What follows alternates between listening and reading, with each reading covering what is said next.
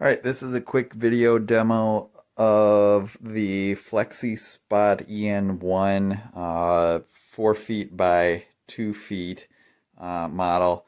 I have some soft carpet. It's not too deep, but it was one of the things I was a little bit worried about when I bought it was would it be stable enough? I'm actually pretty happy with how stable it is, so I'll just hit the up button here. And you can see, I've got two desktop monitors, my laptop, and, my water is not even vibrating at all. Um, uh, Once I get to the top, I can give it a decent shake. It'll wobble a little, uh, but while I'm typing, no real problems.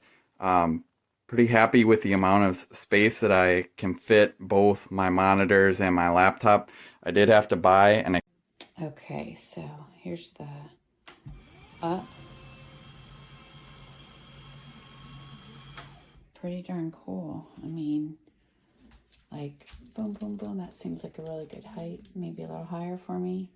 I think like at 38.3. You want to just, and you could probably hit these to save it. And then if you want to go back down. So super quiet. Goes down really fast.